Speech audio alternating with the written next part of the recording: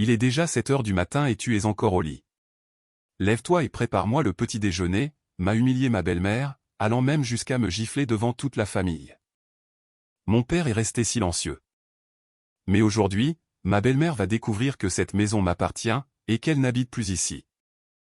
Je m'appelle Amélie Laurent, et il y a 3 semaines, j'ai poussé ma belle-mère, Delphine, hors de la porte d'entrée de la maison qu'elle prétendait posséder et je l'ai verrouillée derrière elle. Elle est restée là, dans ses pantoufles roses, hurlant à la trahison, tandis que je tenais l'acte de propriété dans une main et mon avenir dans l'autre. D'où regardez-vous? Laissez le nom de votre ville ou de votre pays dans les commentaires. Je veux savoir jusqu'où cette histoire résonne. Maintenant, laissez-moi vous raconter comment tout a commencé. Il était 7h02 du matin lorsque les claquements secs des talons de Delphine ont résonné dans le couloir comme un conte à rebours. Je savais ce qui allait arriver. Ma porte s'est ouverte violemment, rebondissant presque contre le mur opposé. Et elle était là, Delphine, dans sa robe de chambre en satin et de mauvaise humeur, tenant une tasse de café sur laquelle on pouvait lire « Reine de tout », comme si c'était une menace. « Tu es encore au lit ?» a-t-elle lancé sèchement, les yeux plissés comme si elle m'avait surprise en train de commettre un crime. Il est déjà 7 heures. Je t'ai dit hier soir que mon club de lecture arrivait tôt. Tu dois préparer les œufs et repasser la nappe. Je n'ai même pas levé la tête. Ce n'est pas mon travail. Sans prévenir, elle s'est dirigée vers le bord de mon lit et a arraché la couverture d'un geste brusque. Lève-toi et prépare-moi le petit déjeuner maintenant. Je me suis redressé si vite que le sweat à capuche dans lequel j'avais dormi a failli m'étrangler. Mon cœur battait déjà la chamade, et l'air froid de la chambre m'a frappé comme une gifle. Mais je n'allais pas lui donner la satisfaction de ma peur. Vous n'êtes pas ma mère, ai-je lancé. Ma voix s'est brisée, mais pas par faiblesse, mais à cause des années passées à ravaler des mots que j'aurais dû hurler. Oh, ne recommence pas avec ça, a-t-elle marmonné en sortant déjà. J'ai enfilé un jean et suis descendu en trombe juste au moment où Bernard, mon père, entrait dans la cuisine en traînant des pieds, toujours en chaussettes et avec une expression vide. Le soleil du matin illuminait la poussière flottant dans l'air comme un projecteur divin, révélant à quel point tout était vraiment misérable. Elle est juste comme d'habitude, a-t-il marmonné en se versant du café avec des mains qui tremblaient légèrement. Elle me traite comme la bonne, ai-je rétorqué en ouvrant brusquement le réfrigérateur. Il n'a même pas levé les yeux. Fais simplement ce qu'elle dit, Amélie. Ça n'en vaut pas la peine de se battre. Encore cette phrase. J'ai claqué la porte du réfrigérateur si fort que le calendrier aimanté est tombé. Tu dis toujours ça, et tu insistes toujours, a-t-il dit doucement, sans toujours croiser mon regard. Les œufs grésillaient dans la poêle, tandis que Delphine aboyait des instructions sur la façon de plier les serviettes et de couper les fruits en diagonale, comme si j'étais formé pour servir sa cour royale. Ses amis allaient bientôt arriver, des femmes bruyantes et géniales de 9h du matin qui traitaient notre maison comme un club et moi comme un accessoire. Alors que je me tenais devant la cuisinière, la spatule tremblant dans ma main, je l'ai senti, le serpent familier du ressentiment se resserrer dans ma poitrine, et en dessous, quelque chose de plus nouveau, de plus fort, la résolution. Parce que personne d'autre ne semblait s'en souvenir, mais moi, si. Cette maison n'appartenait pas à Delphine. Pas vraiment. Et un jour prochain, rien à l'intérieur non plus. Pour l'instant, j'ai laissé les œufs brûler un peu, juste assez pour que sa matinée commence aussi amèrement que la mienne, alors qu'elle criait à propos des jaunes d'œufs ruinés et partait en tapant des pieds pour refaire son maquillage pour la 5e fois. Je suis monté lentement, un pied traînant après l'autre, comptant les marches comme si cela pouvait me sauver. En haut de l'escalier, je me suis arrêté juste une seconde.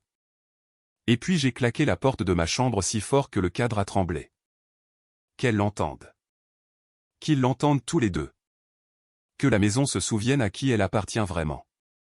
C'était en fin d'après-midi quand je suis finalement sorti de ma caverne, toujours à moitié enveloppé dans le sweat à capuche trop grand que je n'avais pas quitté. Le matin avait écorché quelque chose de vif en moi, mais à ce moment-là, la journée était devenue silencieuse. Delphine était partie quelque part avec ses amis criardes, probablement en train de boire du café hors de prix et de prétendre bruyamment être quelqu'un d'important. La maison était calme. J'ai trouvé mon père, Bernard, dans le salon, enfoncé dans le canapé comme s'il faisait partie des meubles, le journal déployé comme un bouclier entre nous, la section des sports d'un côté, les catastrophes mondiales de l'autre. Il a tourné une page. Je me tenais dans l'embrasure de la porte avec un panier de linge propre en équilibre sur ma hanche. Je n'avais pas l'intention de parler. Vraiment, je ne l'avais pas. Mais les mots sont sortis tout seuls, trop lourds à retenir plus longtemps. Pourquoi la laisses-tu me parler comme ça? Le journal n'a pas bougé. Il a léché son pouce et a tourné une autre page. Papa. Finalement, le journal s'est abaissé. Ses yeux ont croisé les miens brièvement. Juste brièvement, et je l'ai revu, ce même évitement las. Ce même abandon vide qui avait défini chaque conversation depuis le jour où Delphine avait emménagé il y a 6 ans. Elle fait juste de son mieux, Amélie. J'ai ricané. Faire de son mieux? Elle me traite comme un chien errant, comme si j'étais un projet restant auquel elle n'a pas souscrit. Il a soupiré, non pas pour la défendre, juste par malaise. Tu as juste besoin de supporter encore un peu. Mes doigts se sont crispés sur le bord du panier à linge. C'est ta réponse à tout. Ce n'est pas pour toujours. Tu as presque fini l'école. Ensuite, tu pourras partir et avoir ta propre vie. Elle te laissera tranquille. Je l'ai regardée, stupéfaite. Donc, le plan est d'attendre que je parte. Ce n'est pas idéal, a-t-il admis, pliant le journal en deux avec un soin extrême. Mais c'est plus facile comme ça. Plus facile pour qui, ai-je demandé à voix basse. Il n'a pas répondu. Il n'en avait pas besoin. Je me suis retourné et suis parti avant de dire quelque chose que je ne pourrais pas reprendre. Quelque chose comme, tu étais censé me protéger. De retour dans ma chambre, j'ai vidé le panier sur le sol et me suis assise à côté, les genoux contre ma poitrine. Pendant longtemps, je suis restée assise là, dans la lueur terne du soleil couchant qui filtrait à travers les stores. J'ai pris un de mes t-shirts préférés et les plié lentement, machinalement, comme si je pliais mon propre chagrin. Quand j'étais petite, cette chambre avait été un lieu de chaleur. Grand-mère avait fait les rideaux quand j'avais 10 ans, d'un bleu délavé avec des bords cousus. Il y avait encore de petites épingles à fleurs plantées dans le tableau en liège qu'elle m'avait donné pour mes dessins. Elle appelait cette maison, le nid. Son petit nid douillet. Maintenant, cela ressemblait à une cage dans laquelle quelqu'un d'autre avait emménagé. J'ai pris une autre chemise, les plié, empilé. Supporte encore un peu, avait-il dit, comme si je n'avais pas déjà assez supporté. Comme si chaque porte claquée, chaque commentaire désobligeant, chaque anniversaire vide, chaque murmure de « pas sa vraie mère » n'était pas déjà suffisant. J'ai ensuite plié des chaussettes, puis un pyjama, puis une robe que je n'avais pas portée depuis les funérailles de grand-mère. Je me suis arrêté sur celle-là. La voix de ma grand-mère vivait encore dans cette maison, dans les coins, dans les placards. Parfois, en marchant dans le couloir, je pouvais l'entendre, « Tu es ma fille forte, Amélie. Tu vois toujours clair dans les gens. » Mais dernièrement, je ne me sentais pas forte. Je me sentais fatiguée, comme une visiteuse dans ma propre vie. Quand j'ai eu fini de plier, la lumière extérieure avait pris cette teinte dorée profonde qui rendait tout presque bienveillant. Presque. J'ai regardé les piles de vêtements soigneusement pliés sur mon lit et n'ai rien ressenti. Ni fierté, ni réconfort, juste cet engourdissement vide et persistant qui venait après des années à me mordre la langue jusqu'à me faire mal. C'est alors que je l'ai murmuré. Tu me manques. Personne n'a entendu. Pas vraiment. Mais le silence a répondu avec quelque chose qui ressemblait à de la compréhension. J'ai ouvert le tiroir de ma table de chevet et j'en ai sorti une vieille photo. Celle de moi et de grand-mère faisant des biscuits dans cette même cuisine, ses bras enroulés autour de moi, toutes les deux en train de rire. J'avais 9 ans. Elle avait adoré cette maison. S'était battue pour la garder. Elle avait payé l'hypothèque elle-même quand le travail de papa avait périclité. Elle ne l'a jamais dit à voix haute, mais je savais qu'elle voulait que cet endroit reste dans la famille, pour moi. Maintenant, Delphine retapissait les chaises de la salle à manger et parlait de peindre les murs en gris sauge comme si c'était à elle de le revendiquer. J'ai glissé la photo sous mon oreiller et me suis allongé. Je ne pouvais pas arrêter ce que Delphine disait. Je ne pouvais pas forcer mon père à se montrer courageux, mais je pouvais me souvenir. Et ce souvenir, surtout quand personne d'autre ne le faisait, était une forme de pouvoir. Le jardin sentait les bougies à la vanille et l'herbe trop arrosée. J'avais moi-même installé les guirlandes lumineuses, les attachant avec des colliers de serrage à la clôture en bois affaissé que grand-mère avait autrefois peinte en bleu œuf de merle. Certaines s'étaient éteintes. Cela ne me dérangeait pas. Cela donnait au jardin une sorte de charme bancal. J'avais passé tout l'après-midi à faire des cupcakes maison, citron pavot avec un glaçage au fromage frais, la recette de grand-mère. Chloé disait que c'était la seule saveur d'anniversaire que je préparais. Et elle n'avait pas tort. C'était comme quelque chose de stable, de sûr. Papa a sorti l'enceinte Bluetooth. J'avais préparé une liste de lecture de chansons indie douces, des mélodies fredonnantes qui n'offenseraient pas le palais raffiné de Delphine. Non pas qu'elle soit venue aider. Juste au moment où le soleil passait sous les toits, mes invités ont commencé à arriver au compte-gouttes. 3 de l'école, une fille du travail. Chloé. Heureusement, elle était en retard comme d'habitude, mais quand j'ai vu sa Clio rouge s'arrêter au bord du trottoir, j'ai expiré pour la première fois de la journée. « Salut, Phénix d'anniversaire », a-t-elle souri, portant 2 sacs cadeaux roses et un pack de 6 limonades. « Tu renais toujours de tes cendres ?» Quelque chose comme ça. Nous avons posé les boissons sur la table et nous nous sommes assises sur la terrasse. Le ciel est devenu indigo alors que les rires fusaient, petits et bienveillants. Pendant une seconde, l'air semblait léger. Puis la porte arrière a grincé en s'ouvrant. Delphine est sortie comme si elle inspectait les conséquences d'une petite tempête. En robe de chambre, un verre de vin à la main. Elle a balayé la foule du regard comme si elle ne reconnaissait personne. Et pour être honnête, elle ne s'en souciait pas. Elle est passée juste devant moi et s'est arrêtée près de la table des cupcakes. « C'est tout ?» a-t-elle demandé à voix haute. « C'est ça la grande fête d'anniversaire ?»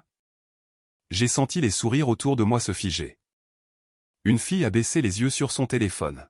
« Eh bien, Amélie, » a-t-elle continué, « je suppose que quand personne ne répond à l'invitation, on se retrouve avec ce genre de foule. » Les yeux de Chloé ont lancé un éclair.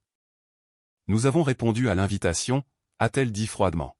« Nous n'avons simplement pas été invités par vous. » Les yeux de Delphine se sont plissés, puis ont balayé Chloé comme si elle était faite de peluche. « Oh » a-t-elle dit avec un sourire trop large. « Vous êtes la cousine, celle qui vit encore avec sa mère ?» Chloé a haussé un sourcil. « C'est un problème ?» « Non, non » a gloussé Delphine. « Ça explique juste la tenue. » Mon estomac s'est noué. J'ai regardé autour de moi, observant le fil invisible qui avait maintenu cette fête se rompre un par un. Au moment où Delphine a traité une de mes camarades de classe, une fille discrète nommée Léna, de « petit fantôme de papier peint », le mal était fait. D'abord la fille du travail est partie, puis la camarade de classe, puis la seconde. C'était comme regarder du sable s'écouler entre mes doigts. En moins de 20 minutes, seule Chloé restait, appuyée contre la clôture, les bras croisés. Elle prend son pied avec ça, a-t-elle dit d'un ton neutre. C'est comme du théâtre pour elle. Elle a humilié Léna, ai-je murmuré. Elle voulait t'humilier, toi, a répondu Chloé. Elles ont juste été prises entre deux feux. Les cupcakes restants étaient intacts. Les guirlandes lumineuses bourdonnaient au-dessus de nos têtes comme un murmure d'excuses. Quand Chloé est finalement partie avec une longue étreinte et un « tu mérites mieux » marmonné, je suis resté seul dans le jardin avec 2 ballons se balançant mollement dans la brise et la moitié d'un gâteau fondant dans la chaleur du soir. J'ai rangé lentement, silencieusement, comme pour ne pas réveiller une maison qui ne m'aimait pas en retour. La cuisine était vide quand je suis entré. L'horloge au-dessus de la cuisinière indiquait 22h42. La fête avait duré un peu plus de 2 heures. Delphine était déjà assise dans le coin repas avec un verre de vin en cubi et un petit sourire suffisant. Bernard était assis à côté d'elle, fixant une assiette d'œufs brouillés comme s'il pouvait lui prédire son avenir. « Eh bien » a-t-elle ri en faisant tourner son verre. « Ta petite fête était un désastre total. » Je n'ai pas répondu tout de suite. J'ai posé le reste du gâteau sur le comptoir, mis les assiettes en carton usagé près de la poubelle, et me suis retourné pour leur faire face. C'était important pour moi, ai-je dit doucement. Elle a cligné des yeux, une fausse surprise illuminant son visage. Oh, ma chérie. Si c'était important, tu as vraiment besoin de revoir tes exigences à la hausse. Bernard n'a pas levé les yeux. Il s'est contenté de couper tranquillement ses œufs, mâchant comme un homme qui a peur de goûter quoi que ce soit.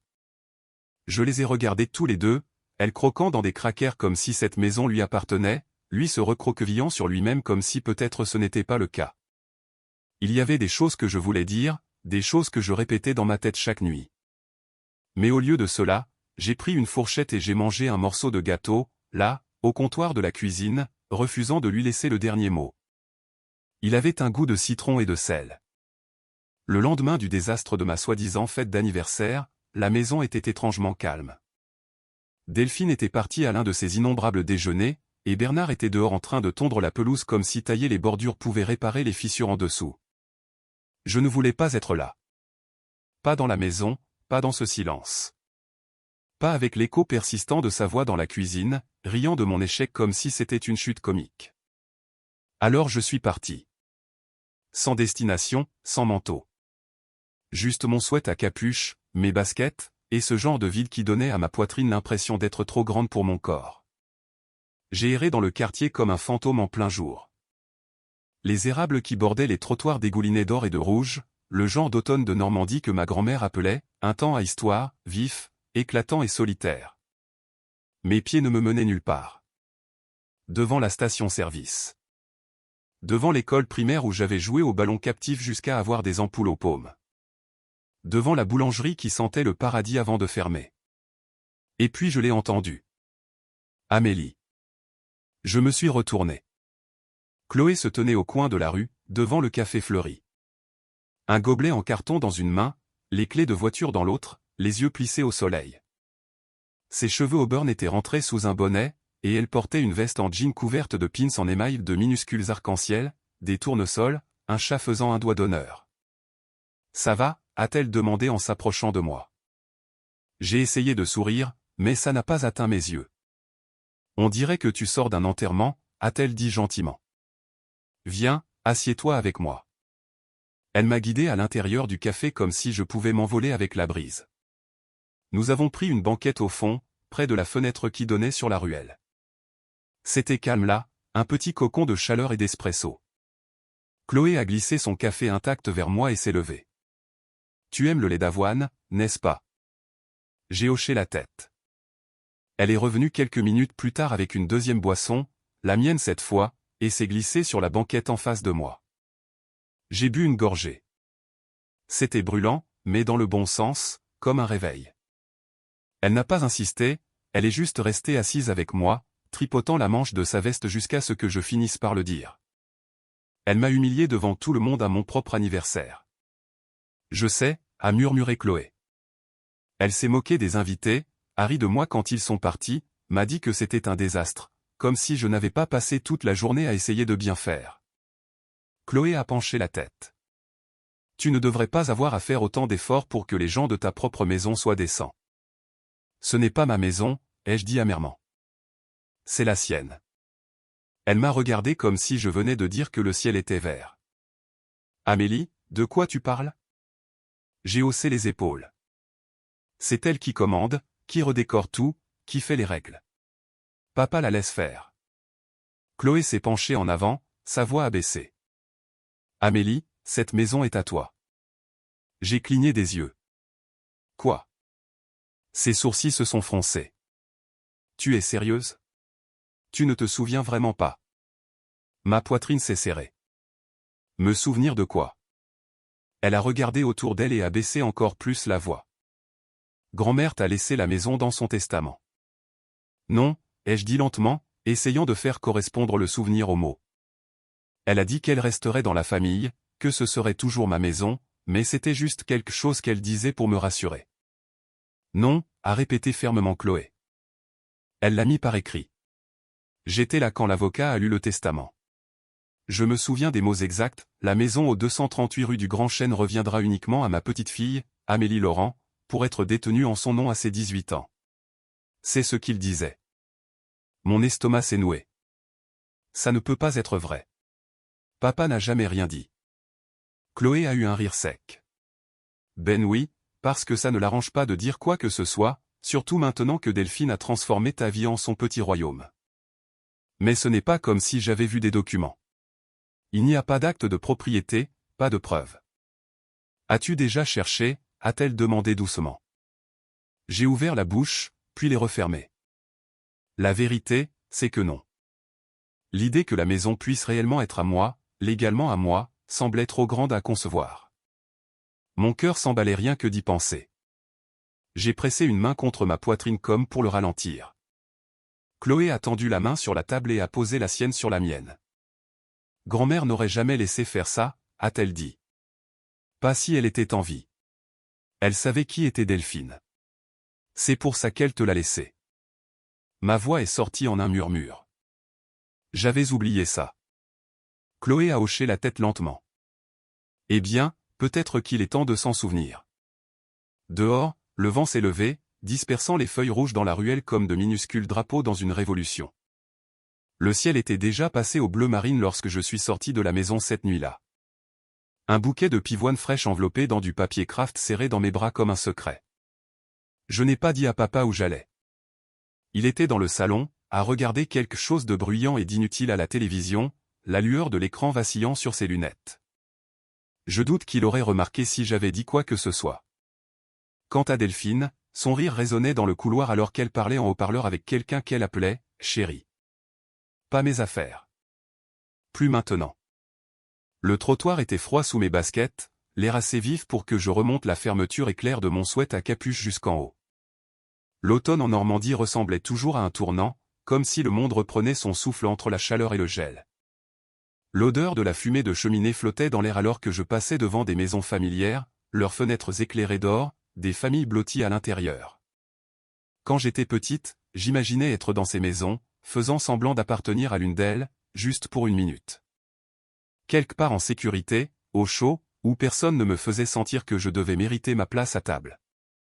Le cimetière n'était pas loin, juste après la vieille voie ferrée et le long d'un chemin de gravier qui serpentait entre les érables à sucre et les anges de pierre en ruine. J'ai trouvé sa pierre tombale facilement. Toujours. Béatrice A.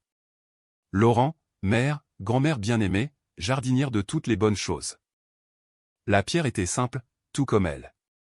Pas d'ange en marbre, pas de citation prétentieuse, juste son nom et la vérité de qui elle était. Je me suis agenouillé et j'ai posé les pivoines à la base, déroulant doucement le papier comme si je ne voulais pas la surprendre. « Salut, grand-mère » ai-je murmuré, balayant les feuilles mortes de la pierre. Mes doigts tremblaient, mais pas à cause du froid. J'ai apporté tes pivoines préférées. Le marché en avait aujourd'hui, presque comme s'il savait que j'en avais besoin. L'air nocturne m'enveloppait comme un manteau de silence. J'ai oublié, ai-je admis. J'ai oublié ce que tu as dit à propos de la maison, qu'elle était à moi. Ma voix s'est brisée sur le dernier mot. Je me suis raclé la gorge et j'ai réessayé. Je pensais que je devenais folle. Je l'ai laissé me convaincre que je n'avais pas ma place, que cette maison, ta maison, pouvait appartenir à quelqu'un comme Delphine. J'ai secoué la tête, les larmes me brûlant les yeux. J'ai oublié que tu me voyais quand personne d'autre ne le faisait. Le sol était froid sous mes genoux, mais je n'ai pas bougé. Je suis désolé de l'avoir laissé prendre le dessus. Je ne savais pas que j'avais le droit de me défendre. J'ai toujours eu l'impression que si je forçais trop, quelque chose se briserait.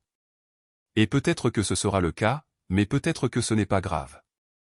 Les étoiles commençaient à apparaître maintenant, pâles et vacillantes, comme les lumières de Noël de grand-mère qui restaient accrochées toute l'année sur le porche juste parce que je les aimais. Tu me manques, ai-je dit doucement. Tous les jours. Tes fredonnements quand tu cuisinais me manquent.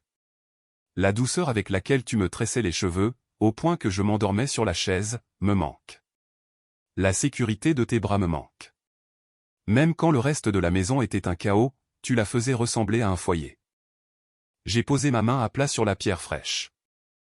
Je voulais juste que quelqu'un me dise qu'il était fier de moi. Une brise a balayé le cimetière, faisant bruire les arbres comme un murmure.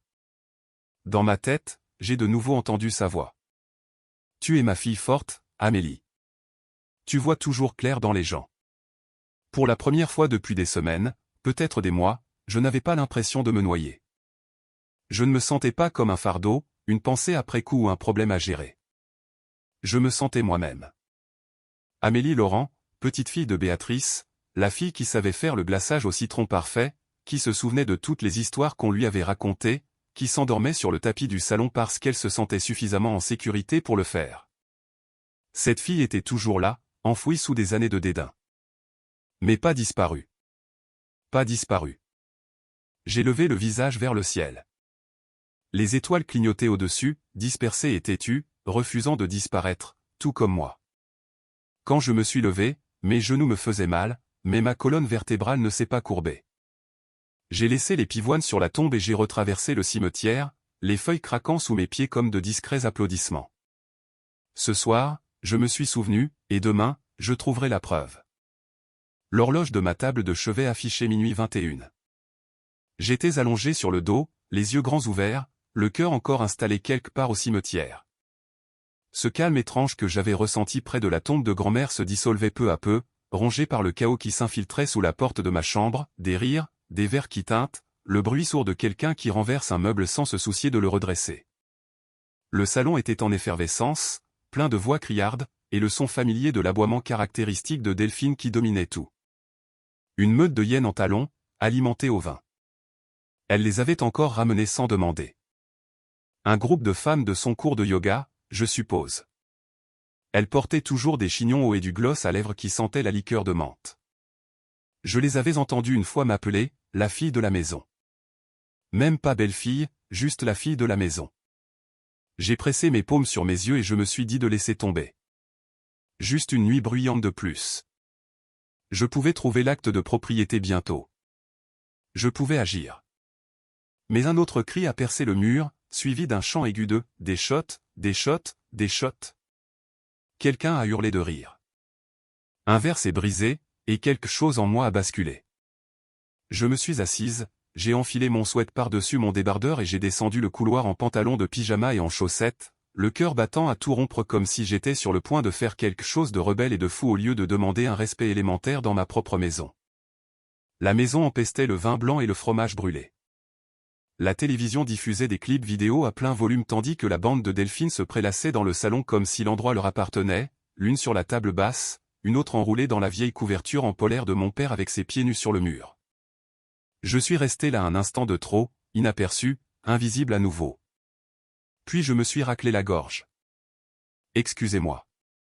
3 têtes se sont tournées. Une femme a cligné des yeux en me regardant comme si j'étais un meuble qui venait de parler. Pourriez-vous baisser le son, s'il vous plaît, ai-je demandé, la voix stable. Il est plus de minuit. Delphine s'est tournée lentement vers moi, un verre de vin à la main, les lèvres peintes de la couleur du sang séché. Elle a souri le genre de sourire que l'on sent dans sa colonne vertébrale. Oh, regardez, a-t-elle dit d'une voix traînante. La belle au bois dormant est réveillée. Je n'ai pas répondu. J'ai dû crier trop fort pendant ta petite fête de la pitié hier, a-t-elle poursuivi, sur un ton mielleux. Je suppose que tu es encore sensible. Une des femmes a reniflé. Une autre a chuchoté quelque chose derrière sa main, et elles ont toutes les deux gloussé. J'ai serré les poings dans mes manches. Je demande gentiment. Baissez simplement le volume, s'il vous plaît. Delphine s'est levée. Elle a traversé la pièce en 2 pas lents et délibérés et s'est arrêtée juste devant moi. Elle n'était pas grande, mais en talons et pleine de haine, elle semblait me dominer. Tu vis sous mon toit, a-t-elle dit, chaque mot tranchant et net. Tu n'as pas à me dire à quel point je peux rire fort dans mon propre salon. Ce n'est pas ton, la gifle est venue de nulle part. Rapide, dure, cinglante. Un hoquet de surprise de l'une de ses amies. Quelqu'un a murmuré, oh mon Dieu. Mais personne n'a bougé. Je n'ai pas pleuré. Je n'ai même pas tressailli. Mais j'ai senti la brûlure se répandre sur ma joue comme un feu fleurissant sous la peau. Delphine a penché la tête, toujours souriante. La prochaine fois que tu voudras jouer à la grande, essaie d'abord d'acheter ta propre maison. Puis elle s'est retournée vers ses invités et a levé son verre, au mur fin et à la peau encore plus fine. Elles ont éclaté de rire. J'ai reculé, les jambes en coton. Ma vision s'est rétrécie. Je me suis retourné et j'ai fui dans le couloir, sans prendre la peine de fermer la porte derrière moi. Dans ma chambre, je me suis assise sur le bord du lit, tremblante, non pas de peur, mais de fureur, de honte. J'ai touché ma joue là où sa main avait atterri. Ma peau y pulsait, une marque physique pour celle, invisible, qu'elle laissait depuis des années. Cette fois, ce n'était pas juste un commentaire ou un sourire narquois. Ce n'était pas juste une autre fête à laquelle je n'étais pas invité. C'était une ligne franchie, et je n'allais pas la laisser prétendre que cela ne s'était pas produit. Plus maintenant. La chaleur de la gifle s'était estompée au matin, mais son souvenir brûlait plus que jamais. J'ai regardé mon reflet dans le miroir de la salle de bain, les yeux gonflés, la joue rougie, le sweat à capuche froissé par une nuit sans sommeil. Mes lèvres étaient gercées, mes cheveux en désordre, mais ma mâchoire, elle, était serrée. Quelque chose avait changé. Ce n'était pas de la rage. J'avais connu ça avant. La rage s'enflammait vite et mourait encore plus vite. C'était de la résolution. J'ai ramené mes cheveux en arrière et j'ai fait un signe de tête à la fille dans le miroir. Tu n'es pas un meuble. Tu n'es pas invisible, et c'est toujours ta maison. Je suis retourné dans ma chambre, j'ai fouillé dans le tiroir où je gardais mes dossiers et j'ai sorti l'enveloppe fine et impeccable que Chloé m'avait apportée plus tard cette nuit-là, après notre café. Elle l'avait déposée avec un seul mot, preuve. À l'intérieur se trouvaient des photocopies du testament de grand-mère, notarié, daté, officiel. Surligné en jaune se trouvait la ligne qui changeait tout, la maison au 238 rue du Grand Chêne reviendra uniquement à ma petite fille, Amélie Laurent, mon nom à l'encre. Je l'ai fixé pendant une minute entière, le cœur battant comme si je me tenais au bord d'une falaise. Puis j'ai pris mon téléphone et j'ai cherché un agent immobilier. Il a fallu 3 appels pour en trouver un qui n'était pas complet. Mais quand Carla a répondu, d'une voix vive, pragmatique et pourtant chaleureuse, j'ai su que c'était la bonne. « Bonjour, ici Carla Mendes », a-t-elle dit. « Comment puis-je vous aider aujourd'hui ?» Il y a eu un temps d'arrêt avant que je ne parle. Je n'avais pas l'habitude de demander des choses. « Je suis prête à mettre la maison en vente », ai-je dit. Ma voix s'est légèrement brisée, mais je n'ai pas reculé. Je l'ai héritée. J'ai les documents. Elle est à moi, et je veux la vendre. Une pause de son côté. D'accord, a-t-elle dit lentement, puis avec une énergie croissante. D'accord, organisons une visite. J'apporterai les papiers, et nous partirons de là. Nous avons convenu d'un rendez-vous à 15h cet après-midi-là. À 14h55, j'avais passé l'aspirateur dans tous les coins, fourré les affaires de Delphine dans son placard et essuyé les comptoirs de la cuisine jusqu'à ce qu'ils brillent comme une armure. À exactement 15h, la sonnette a retenti. J'ai ouvert et j'ai trouvé Carla debout, début de la quarantaine, blazer sombre, carré élégant, porte-bloc à la main, et des yeux qui scannaient tout comme si elle l'évaluait déjà. « Amélie » a-t-elle demandé. J'ai hoché la tête. Elle a souri. « Faisons de la magie. » Je me suis écarté et l'ai laissée entrer. Elle s'est déplacée dans la maison avec détermination, prenant des notes, murmurant à propos de la superficie, de l'éclairage et du charme potentiel sous le désordre. Je la suivais, expliquant ce qui avait été rénové, ce qui ne l'avait pas été, et quel cadre de fenêtre grinçait encore quand il y avait une tempête. Elle s'est arrêtée devant la cheminée, tapotant son stylo contre sa lèvre. « Cet endroit a de bonnes bases », a-t-elle dit. Les gens vont le voir. Le moment semblait surréaliste. C'était le même salon où Delphine s'était moquée de mon gâteau d'anniversaire, où elle m'avait traité de pathétique. Maintenant, il était évalué pour des visites, photographié comme quelque chose qui avait de la valeur. Nous étions à mi-chemin de la visite, à mi-hauteur de l'escalier quand c'est arrivé. Une porte a grincé au bout du couloir. Delphine, les cheveux en chignon désordonnés, sa robe de chambre glissant d'une épaule, du mascara maculé sous ses yeux comme des bleus qu'elle n'avait pas mérités. Elle s'est figée en nous voyant. « Qu'est-ce que c'est ?» 3 mots assez tranchants pour percer une cloison sèche. Carla a cligné des yeux, prise au milieu d'une phrase. Je me suis tourné lentement vers Delphine, le rythme cardiaque régulier, et je l'ai dit clairement. Ma propriété. Voilà ce que c'est.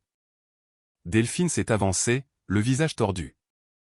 Tu ne prends pas de décision comme ça sans me le dire. Tu n'as pas le droit de faire entrer des étrangers dans cette maison. Je n'ai pas besoin de ta permission, ai-je dit calmement. J'ai l'acte de propriété. J'ai le testament. Cette maison est à moi. Sa bouche s'est ouverte, puis s'est refermée. Elle a regardé entre moi et Carla, incertaine de l'endroit où diriger son feu. J'appelle ton père. Appelle qui tu veux. Je me suis retourné vers Carla. Nous allons finir à l'étage maintenant. Carla a jeté un coup d'œil à Delphine, puis à moi, et a fait un petit signe de tête approbateur. Montrez-moi le chemin.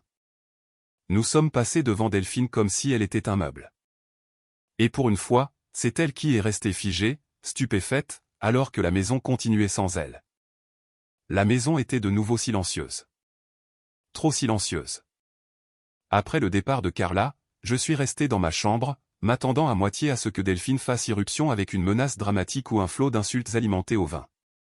Mais elle ne l'a pas fait. Au lieu de cela, il y a eu un long silence jusqu'à ce que j'entende la porte du garage s'ouvrir, puis se fermer et des voix étouffées. Non, juste une voix, celle de Delphine. Je me suis faufilé en haut des escaliers et je me suis tenu juste hors de vue, me penchant légèrement vers la bouche d'aération qui menait au garage. Sa voix montait comme de la fumée, tranchante, frénétique, désespérée. Elle a fait venir un agent immobilier ici, Bernard. Un agent immobilier. Un étranger qui se promène dans ma cuisine, ma salle de bain, comme si j'étais une locataire dans une location. Elle n'a même pas demandé. Il y a eu une pause, puis le bruit de quelque chose qui racle, probablement sa botte sur le sol en béton. « Je ne comprends pas ce que tu veux que je fasse », a-t-il dit, sa voix basse et fatiguée. « Arrête-la », a lancé Delphine. « Dis-lui qu'elle ne peut pas simplement vendre la maison comme si elle était à elle. Ce n'est qu'une enfant, Bernard. Elle joue à la grande avec un pouvoir qu'elle n'a pas. Elle a 20 ans, a-t-il dit doucement. Elle n'est plus une enfant. » Delphine a laissé échapper un rire amer. « Alors, tu vas juste rester là pendant qu'elle détruit tout ? J'ai passé des années ici, des années, et maintenant elle pense qu'elle peut m'effacer comme si j'étais une tache sur sa jolie petite image. »« Tu savais que c'était la maison de Béatrice ?» a-t-il répondu. « Tu l'as toujours su. Ça ne veut pas dire qu'elle a le droit de me mettre dehors. » Une autre pause, longue cette fois. Le genre qui en dit plus que les mots ne pourraient jamais le faire. « Va lui parler », a finalement dit Delphine, le ton sec. « Fais-la arrêter. » La porte a claqué. Je me suis retiré dans le couloir et je me suis glissé dans ma chambre, le cœur battant. Je ne me suis pas assise. Je n'ai pas bougé. J'ai attendu. Effectivement, 5 minutes plus tard, on a frappé. Papa est entré, toujours dans sa veste de garage, l'odeur de sueur et d'huile de moteur s'accrochant à lui comme une seconde peau. Il a fermé la porte derrière lui et s'est appuyé contre elle, les mains enfouies dans ses poches. « Qu'est-ce que tu fais, Amélie ?» a-t-il demandé doucement. J'ai croisé son regard. Sans scier, sans me recroqueviller. Je vends ce qui est à moi. Il a cligné des yeux comme si les mots l'avaient physiquement frappé. Tu ne peux pas faire ça comme ça. Je peux, ai-je dit. Et je le fais. Grand-mère m'a laissé la maison, papa. Pas à toi, pas à Delphine. À moi. J'ai le testament.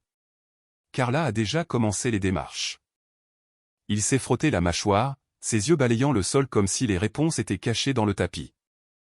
Elle ne voulait pas que ça se passe comme ça, a-t-il dit. Non, ai-je convenu. Elle voulait que cette maison soit à moi parce qu'elle savait comment ça se passerait si ce n'était pas le cas. Son regard s'est de nouveau posé sur moi. Elle ne voudrait pas que tu nous mettes à la porte. Elle ne voudrait pas que je vive comme ça. Humilié, ignoré, frappé.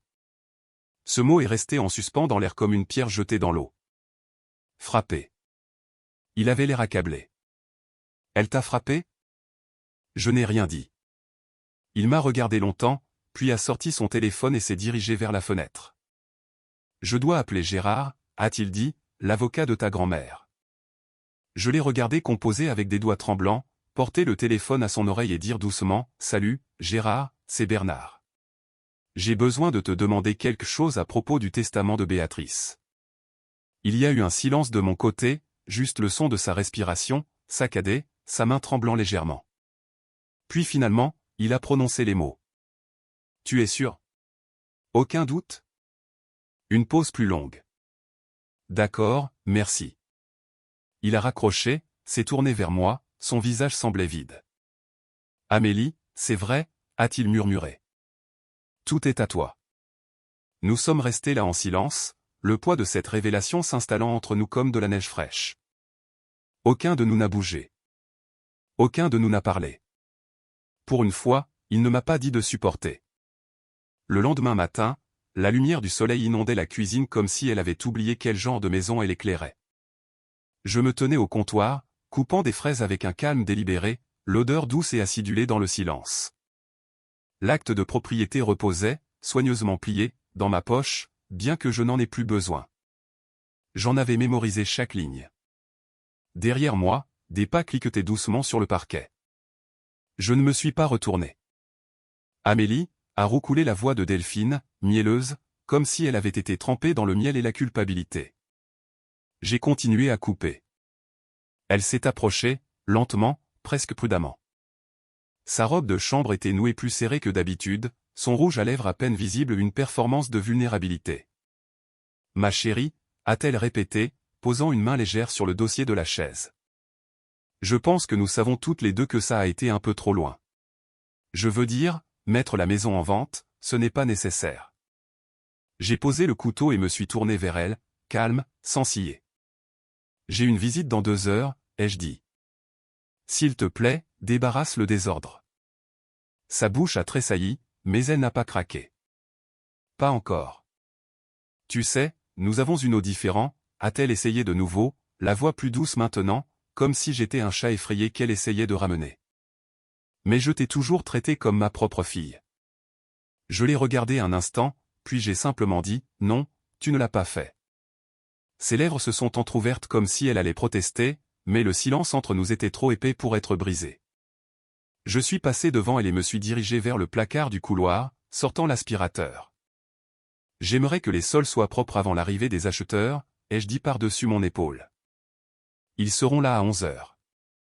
Et c'était tout. Pas de dispute, pas de cris, juste de la clarté. Quand 11 heures sont arrivées, la maison était plus belle qu'elle ne l'avait été depuis des années. Les fenêtres brillaient, les coussins étaient gonflés.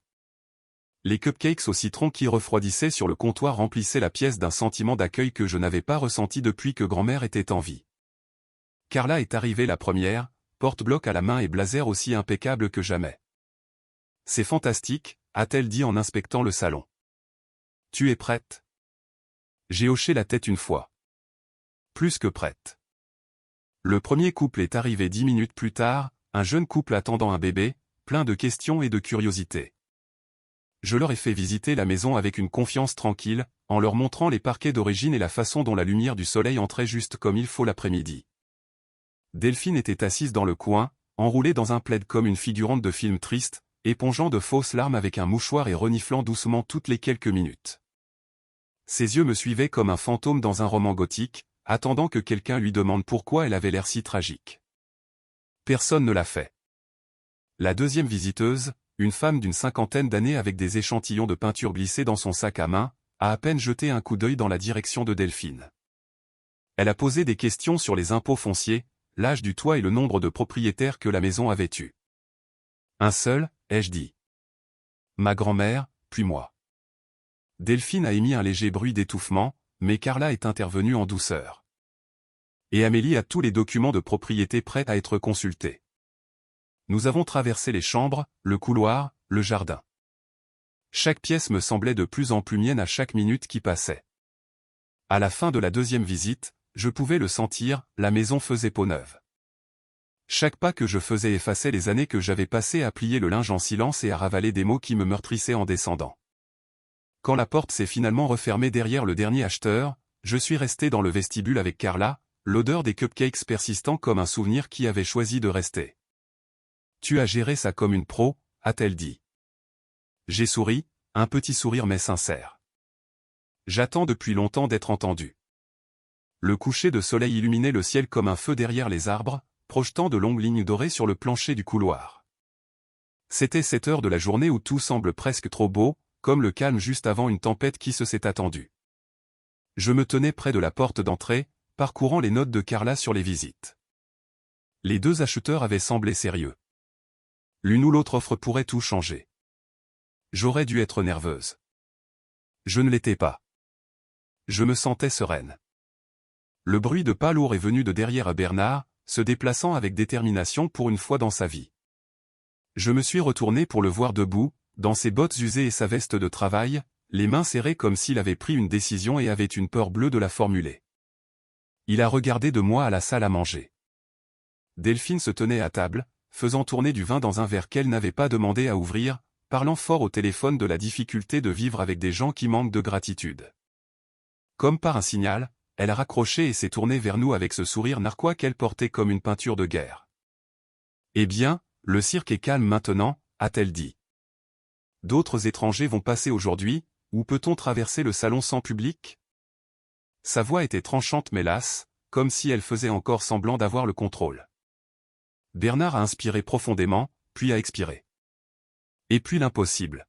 « Ça suffit, Delphine », a-t-il dit. Silence. Même le bourdonnement du réfrigérateur sembla s'arrêter. Delphine cligna des yeux, stupéfaite par le son de son mari se découvrant une colonne vertébrale en temps réel. « J'ai dit », a-t-il répété, plus fort maintenant. « Ça suffit. » Delphine a penché la tête et a éclaté de rire, un rire rauque et aigu. « Toi », a-t-elle dit. « C'est toi qui me dis ce qui suffit maintenant ? C'est la meilleure. » Elle s'est tournée vers moi. « Laisse-moi deviner. C'est toi qui l'as poussé à faire ça ? Tu lui as murmuré à l'oreille entre les cupcakes et ta petite parade de portes ouvertes ? Non, ai-je dit doucement. Il l'a compris tout seul. Delphine a pris une lente gorgée de vin, promenant son regard sur la pièce comme si elle en était toujours la reine. Bernard, tu veux faire ça maintenant ? Jeter tout ce que nous avons construit ensemble. Pourquoi ? Cette petite rébellion ? Tu penses vraiment qu'elle va prendre soin de toi comme je l'ai fait ? Je pense, a-t-il dit prudemment, que tu as cessé de te soucier de nous deux il y a longtemps. Elle a ricané, jetant le reste de son vin dans l'évier avec un cliquetis. Vous êtes tous les deux incroyables, a-t-elle lancé. Vous pensez que vous pouvez simplement m'effacer, comme si je n'avais pas tenu cet endroit pendant que vous vous apitoyiez sur votre sort ? J'ai fait un pas en avant, lent, calme, stable. Je me suis dirigé vers la porte d'entrée, je l'ai ouverte en grand et j'ai laissé la brise du soir entrer. Fraîche et propre. Je l'ai regardée. Ce n'est plus ta maison. Delphine s'est figée. Excusez-moi. Tu m'as entendu, ai-je dit, toujours doucement. Sans crier. C'est fini. Tu n'habites plus ici. Elle s'est tournée vers Bernard comme si elle s'attendait à ce qu'il rie. Il ne l'a pas fait. Je ne vais nulle part, a-t-elle dit, sa voix commençant à s'effilocher. Tu ne peux pas me mettre dehors comme ça. Mais je n'ai pas attendu qu'elle finisse. Je me suis approché d'elle, j'ai pris le verre de vin de sa main, je l'ai posé sur le comptoir et j'ai placé ma main doucement, délibérément, sur son bras. Tu dois partir. Elle a essayé de se reculer, mais pas assez vite. D'un mouvement ferme, je l'ai guidée vers la porte. Elle a trébuché une fois sous le choc, ses talons s'accrochant au tapis. Quand elle a atteint le seuil, elle s'est de nouveau tournée vers Bernard, le désespoir se lisant sur son visage.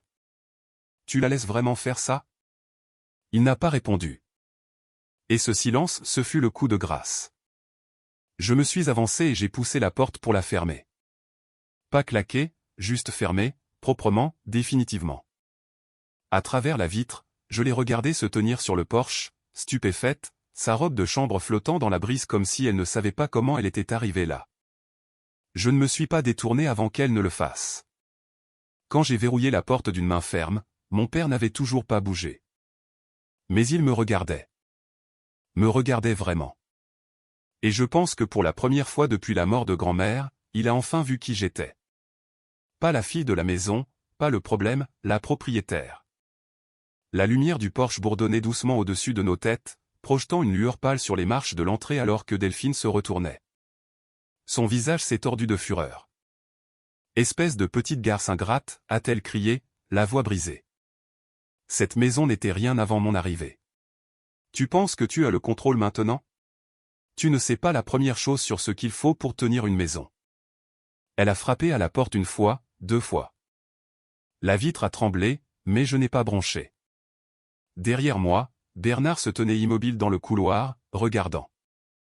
Il n'a pas parlé. Il n'a pas bougé pour l'arrêter. Il est resté là, petit dans l'embrasure de la porte, comme s'il laissait enfin partir quelque chose qu'il aurait dû lâcher il y a des années. « Tu le regretteras », a crié Delphine, les poings serrés sur les côtés. « Vous deux. » Je l'ai regardé dans les yeux à travers la vitre, calme, sans ciller, et j'ai lentement tendu la main vers le pêne dormant. Mes doigts tremblaient, mais ils n'ont pas hésité. Le verrou a cliqué. Finale. La voix de Delphine s'est de nouveau élevée à l'extérieur, une série de mots trop amers pour mériter d'être retenus. Mais alors que la lumière du porche vacillait et se stabilisait, elle a réalisé que plus personne n'écoutait. Je me suis éloigné de la porte, le souffle court dans ma poitrine. Derrière moi, Bernard a laissé échapper une longue expiration, plus comme un effondrement au ralenti. Il s'est frotté le visage, puis m'a regardé, non pas comme une enfant, non pas comme un fardeau, but like it was finally catching up to where he'd been standing all along. Il était temps, a-t-il murmuré. Que quelqu'un fasse ce que je ne pouvais pas. J'ai hoché la tête une fois, les larmes me piquant les yeux, mais refusant de couler. Je ne laisserai plus cette maison être un lieu de cruauté, ai-je chuchoté. Pas tant que je serai dedans. Dehors, la voix de Delphine s'est évanouie dans le silence, avalée par le vent et la nuit.